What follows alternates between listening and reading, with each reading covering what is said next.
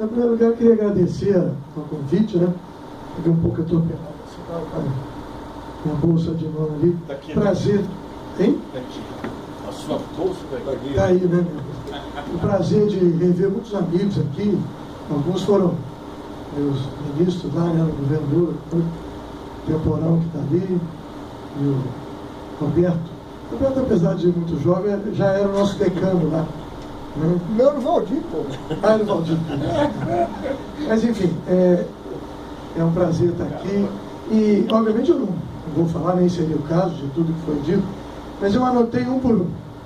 Porque quando foi feito o convite, eu entendi que era mais para vir e conhecer, né?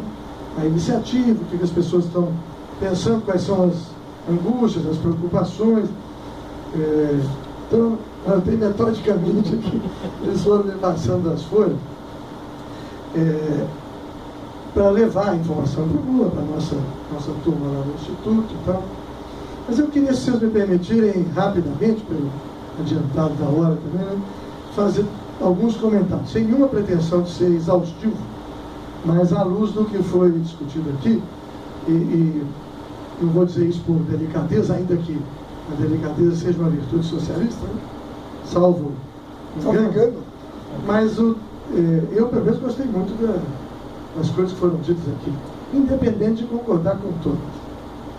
Não necessariamente eu concordo com... Até porque há nuances em algumas, né? É bom que seja assim. Senão essa reunião ficaria até meio suspeita.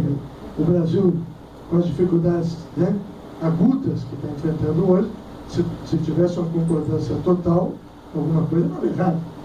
Né? E não é porque um é de um partido, outro é de outro partido, não. É porque não está fácil compreender o que está acontecendo em todas as dimensões. Né? A gente sente o impacto do que está acontecendo, mas explicar tudo é difícil. Aliás, desde as manifestações de junho de 2013, está difícil. Quem dissesse, depois daquelas manifestações que tinha explicação para aquilo, estava. Né? A taxa de auto-engano seria enorme. Né? Mas uma questão que eu queria ressaltar é essa dimensão internacional. O Teotônio mencionou no início, vários outros companheiros da nossa senadora, né? A Jandira, por exemplo. Várias pessoas mencionaram. Porque eu me dediquei muito ao trabalho da América Latina, no Instituto Lula nesse período, acompanhando o Lula, modestamente também por... E é um fenômeno continental esse. Né? E não só nos países que foram mencionados aqui. Nós tivemos no Equador, por exemplo, agora, na véspera da inauguração da sede, né, da Unasul, aliás, uma belíssima sede, um esforço do governo do Equador grande. E o presidente Rafael Correa estava dizendo das dificuldades que ele está enfrentando lá, mesmo tendo obtido 2/3 dos votos, tem maioria, inclusive, para reformar a Constituição, mas a tremenda blitz conservadora que ele sofre no dia a dia, numa aliança de mídia conservadora, poder judiciário partidarizado, coisa que é muito comum, né? E forças internacionais, tentando, mesmo tendo sido derrotados nas eleições, tentando impor de fora para dentro ao governo a sua agenda. Né? Porque uma coisa é ganhar eleições, outra coisa é ter o poder. Nas democracias ninguém tem todo o poder. Na minha opinião pessoal, ninguém deve ter todo o poder numa democracia. Né? Mas o que nós estamos assistindo em vários países da América Latina, inclusive em alguns bastante moderados. Por exemplo, o que está sendo feito contra a Michelle Bachelet no Chile, e é um governo bastante moderado, né? Ela, para resgatar educação pública no Chile, para resgatar outros serviços públicos. O projeto do Partido Socialista, da aliança, né, que o governo do Chile, é de elevar a carga tributária de 20% para 23% do PIB. E o que está acontecendo no Chile é uma guerra. Porque a radicalização das forças conservadoras da América Latina, na maioria dos países, não é uma resposta a uma radicalização da esquerda. Né? Aliás, o Paulo Arantes, de quem eu discordo bastante, mas outro dia que falou isso, né? a radicalização da direita no continente, na maioria dos países, não é uma decorrência da radicalização que não houve da esquerda. Ele estava falando do Brasil. Ele é muito crítico do governo. Ele já era crítico do governo Lula, ficou crítico ainda mais incisivo do governo Dilma. E ele dizendo que nesses 12 anos, os governos progressistas brasileiros fizeram todo tipo de mediação com as elites, todo tipo de ponte, todo tipo de concessão, e ainda assim a direita radicalizou. É fruto de um projeto, né? É uma oposição. Para mim também foi uma certa surpresa. No Uruguai tentou-se isso agora, né? Na Venezuela nem se fala, né? No Paraguai nós tivemos um golpe, né? Legislativo, mas foi golpe, né? Do ponto de vista que foi falado aqui, da vontade popular. Em todos esses processos você pode avaliar, podemos e devemos avaliar o desempenho da esquerda, das forças progressistas do governo. Tem erros, e não poderia ser diferente, né? No Paraguai houve muitos erros, enfim, nos outros países também aí. Mas os ataques da direita não são por causa dos erros da esquerda, né? Eu arriscaria dizer que são mais por causa dos acertos. É a tentativa de barrar os processos de transformação, uns mais avançados, outros menos avançados, né? Mas que aconteceram em quase todo o continente, quase todo, não só a América do Sul, mas também em muitos países da América Central, do Caribe, né? E há uma nítida, o Teotônio estava dizendo aqui, os Estados Unidos, que por uma série de razões que não vem ao caso abordar aqui agora, nem eu seria a pessoa mais indicada para fazê-lo, os Estados Unidos se dedicaram prioritariamente a outros temas durante alguns anos. De certa forma, né, o centro das preocupações dele, geopolíticas, se afastaram um pouco, né? E houve avanços, sobretudo do ponto de vista da integração política, houve avanços extraordinários nesse período, né? E mesmo com o impacto da crise internacional e com o fato dos governos terem se voltado mais para dentro dos próprios países, aconteceu na Venezuela com Maduro, aconteceu na Argentina com a Cristina Kirchner, aconteceu no Brasil também com a presidenta Dilma e outros, né? Mesmo assim, foi possível viabilizar uma segunda geração, digamos assim, um segundo ciclo de governos progressistas na América Latina, o que não é pouca coisa. A consolidação da Unasul tem muito por fazer, mas se consolidou como instituição, né? A criação da CELAC, a volta de Cuba para o sistema interamericano, porque Cuba na prática voltou para o sistema interamericano, né? A relativização da OEA, há uma série de coisas. Então nós brasileiros temos às vezes uma tendência, né, de analisar o Brasil um pouco assim, como se ele não tivesse inserido, né, no processo continental, mas dessa vez é muito nítido isso.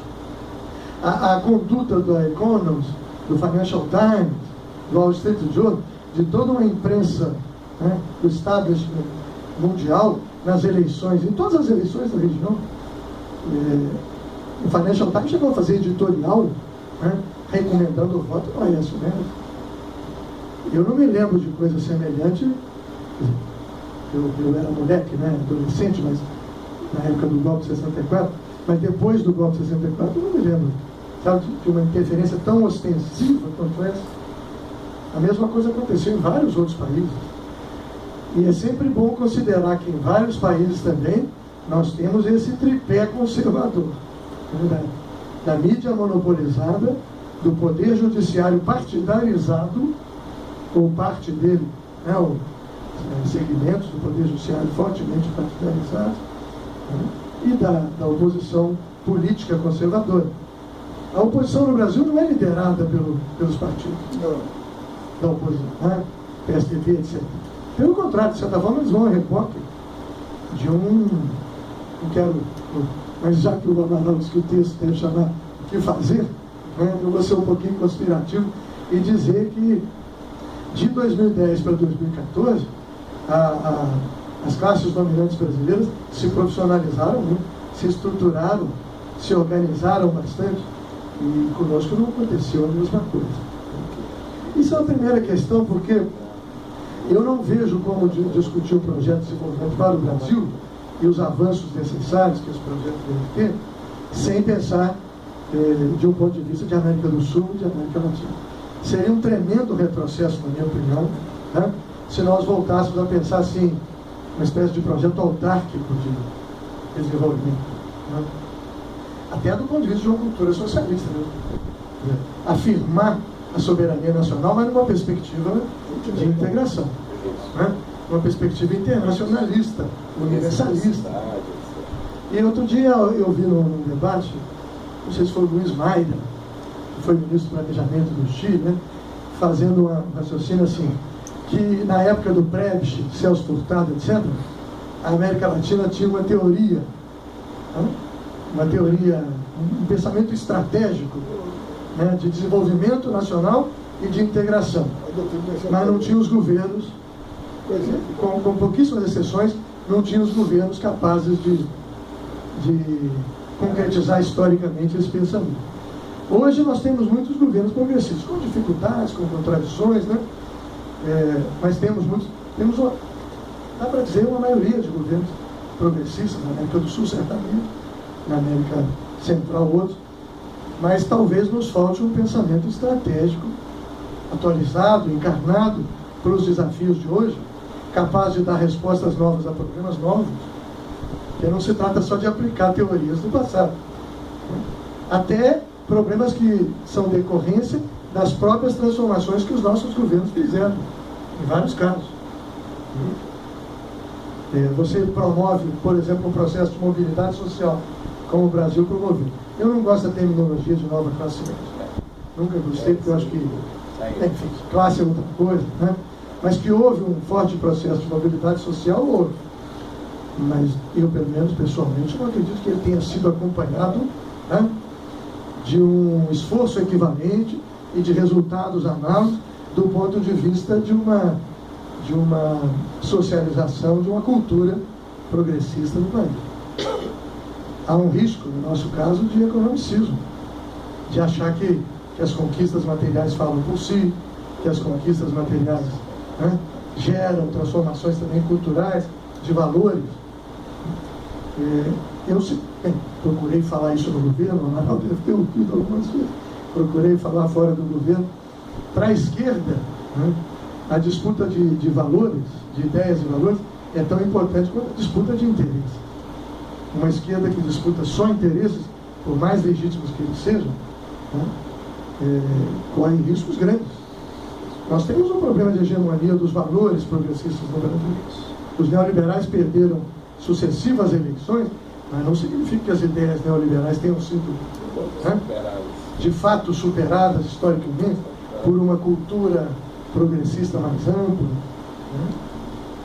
Então são questões que a gente precisa discutir. Primeira questão é essa, gostei muito de ter sido dada a importância aqui, a questão internacional, né?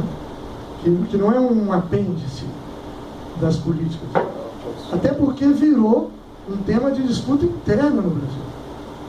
Não sei se vocês se recordam que o Aécio Neves chegou a anunciar, depois desistiu, alguém falou com ele que não pegava tão bem, chegou a anunciar, e seria realizado pelo Instituto Fernando Henrique, um seminário sobre política externa no continente, e para o qual ele convidaria o Capriles, o Uribe e o Massa.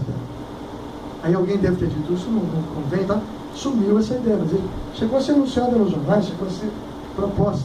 Depois do seu fim do Mercosul, chegou a anunciar o fim do Mercosul. Claro. Então, também, não é só um problema de um caminho, né, interno, nacional. A disputa é também sobre a modalidade de inserção do Brasil no mundo. E eu acho que a mudança de opinião forte, né, de conduta prática também, do establishment internacional em relação ao Brasil, do governo Lula para o governo Dilma, tem muito a ver com a nossa política internacional de aliança, dos BRICS, com a relativização da OEA, né, e o fortalecimento da Unasul, da CELAC, né, com um tipo de política internacional com o fato de que o Brasil passou a atuar criativamente no mundo, retomando uma discussão de uma nova ordem econômica e política internacional, não só regional, mas global. Alguém falou aqui, é verdade, o capital do Banco dos BRICS é superior ao capital do Banco Mundial e do BID, somados. Como, aliás, o BNDES também, nos governos que nós tivemos até agora. Isso mexe obviamente, mexe na ordem mundial. A iniciativa do Lula e do primeiro-ministro da Turquia, de propor um acordo mais avançado, até do ponto de vista do sistema mundial, do que esse que os Estados Unidos estão negociando com o Irã agora, aquilo representa uma ruptura com, digamos assim, uma condição autoimposta, a países como o Brasil, de no máximo serem criativos na política regional. O Brasil passou, sem nenhuma arrogância, mas também sem subserviência, a atuar numa escala mais global. O IBAS, a Aliança com a África do Sul, com a Índia, uma série de outras dimensões. A outra coisa no Brasil, eu pessoalmente sou muito favorável à ideia de valorizar o pensamento. Eu acho que os nossos governos nesses 12 anos foram mais avançados na prática do que no pensamento. Nem sempre o pensamento foi capaz de acompanhar os aspectos mais criativos e transformadores, que não são todos, nós não avançamos no Brasil em todos os aspectos que seria desejável avançar, mas naqueles que nós avançamos mais, nós pensamos pouco sobre eles. É um risco, e esse caso é mais do PT até.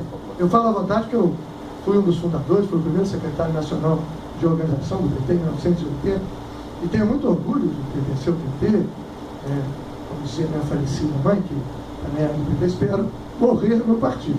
Agora, acho que talvez seja um problema mais nosso, de não valorizar tanto quanto seria necessário a elaboração política, conjuntural e estratégica. E se isso já era um problema quando os ventos da história estavam soprando a favor, agora mais ainda. Porque as realidades foram ficando mais complexas, o impacto da crise internacional sobre o nosso horizonte estratégico se tornou maior, não só no caso brasileiro, todos os países. Essa coisa do petróleo, por exemplo, eu não quero também ser mais conspirativo do que deveria, mas há certas leituras de que os Estados Unidos, em aliança com a Arábia Saudita, para reduzir o peso geopolítico da Rússia no cenário global, Guerra Fria, tem dimensões aí que não são só econômicas, são marcadamente geopolíticas. Da Rússia e da Venezuela. Da Venezuela, Irã, do Equador, que é um país. Irã também, do Irã. Então, e o resto do ano. tem problemas sérios, vinculado com a coisa do gás de xisto e de tantas outras dimensões. Essa mesma leitura do pessoal do Oriente Médio, com quem eu tenho muita relação, o pessoal tem a mesma leitura. Alguém falou aqui, e até onde eu alcanço, parece que tem razão, que os Estados Unidos estão tentando reciclar a sua hegemonia mundial, menos pelo viés estritamente militar, etc., e mais pelo viés econômico. Fizeram o ajuste, aproveitaram a crise de 2008 e fizeram o ajuste às custas da política do dólar, às custas das finanças públicas de muitos países, inclusive do Brasil.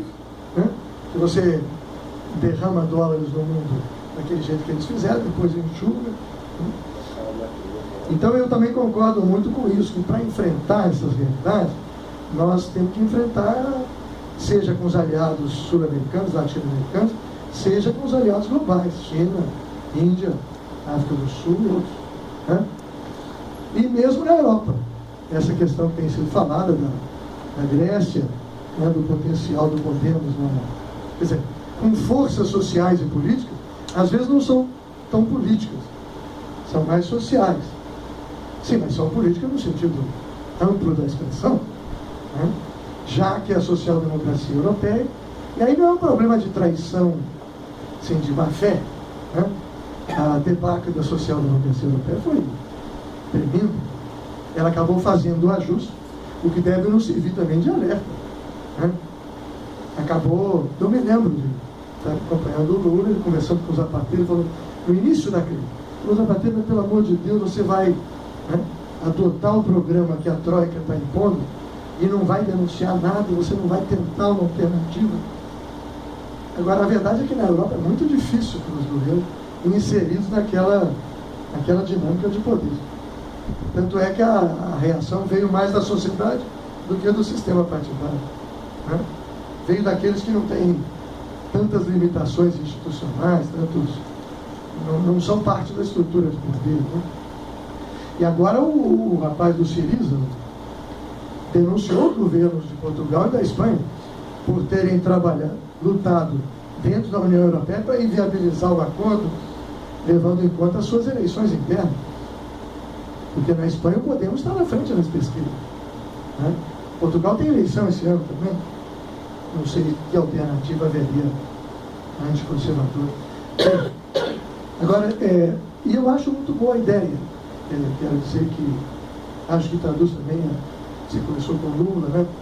E a opinião dele, de reunir pessoas, quer dizer, alguns são dirigentes políticos, estão nos partidos, outros não são intelectuais, mas estão vinculados ao projeto, que não é só um problema dos partidos, né? Aqui a maioria está vinculada. Nós que somos dos partidos, e os partidos evidentemente têm sua importância, né? Há uma desqualificação dos partidos na vida brasileira, contra a qual a gente deve se insurgir, né? Agora, muita gente, por exemplo, que apoiou a candidatura da Dilma no segundo turno, apoiou por causa do projeto, não por causa dos partidos. E em muitos casos, até muitos militantes do PT que estavam afastados, né, voltaram em função do projeto, menos em função do partido. Nós do PT, eu e tantos outros somos do PT, devemos, na minha opinião, nos empenhar para que essa energia, né, revigore, revitalize o partido. Agora, não pode ser uma pré-condição, porque muita gente não quer mais, tá? Não quer se atuar por dentro das organizações partidárias. Muita gente progressista, às vezes, e até mais avançada do que muitos que estão dentro dos partidos, né? E como no passado eu era muito acusado de movimentista, Luxemburgo, aquelas palavras todas, continuo bastante movimentista, né?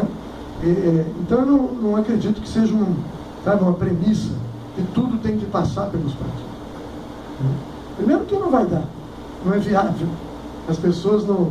Eu tenho uma filha de 35 anos de idade, que é professora de História da América Latina, não é menos politizada do que ninguém. Não quer militar em partido político, quer colaborar a partir de outro lugar, sabe? De outra dimensão. E muita gente jovem, né, uma parcela importante da juventude, principalmente naquele momento em que a Marina, de quem eu, aliás, sou muito amigo, fiquei triste com aquele fato, né? Quando o Silas Malafaia fez aquela chantagem com a Marina, né? E ela vacilou ali e acabou cedendo, né? Eu cansei de ver jovens por aí afora que se posicionaram nas eleições e até apoiaram a Dilma muito em função daquilo, né? De uma coisa que talvez seja o pior aspecto da vida brasileira, na minha opinião, nesses anos, e que nós não conseguimos enfrentar e superar, que é uma espécie de volta do obscurantismo moral. O país avançou em termos de distribuição de renda, de geração de emprego, de inclusão social, mas não avançou na mesma medida do ponto de vista dos valores libertários. Pelo contrário, né?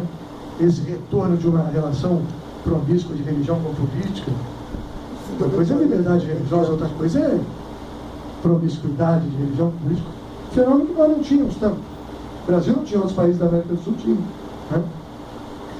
Então, e aí eu concordo, não sei se tem alguém aqui do PSOL, né? Mas na defesa da democracia, não estou falando do governo, da democracia, na defesa de um ambiente político e intelectual, né, que não estigmatize os valores progressistas, porque a disputa no Brasil de hoje é essa, né? Tem gente apanhando, às vezes não é gente do PT, é a tentativa de estigmatizar um conjunto da esquerda e os valores progressistas defendidos pela esquerda. A volta, não é só do golpismo assim no sentido de impugnar a presidenta eleita, né? É de um pensamento autoritário, em diversas dimensões, autoritário na vida pessoal, autoritário nas questões de gênero, nas questões de sexualidade, e por aí vai. É uma onda regressiva historicamente, né? Isso nós precisamos considerar. E pensamento não pode ser enfrentado só com ações de governo, tem que ser enfrentado também com pensamento. É difícil para o Estado pensar. Nós que estivemos no governo sabemos, né, como é difícil para o Estado pensar com liberdade, pensar com... Então, sem querer, não vou ajudar ninguém, né, e o Rio de Janeiro nesse aspecto tem uma importância muito grande, eu acho. Porque quando o Rio de Janeiro tem um dinamismo, um prospectivo maior, a Federação Brasileira se equilibra mais. Quando o Rio de Janeiro está meio deprimido, meio baixado, a Federação Brasileira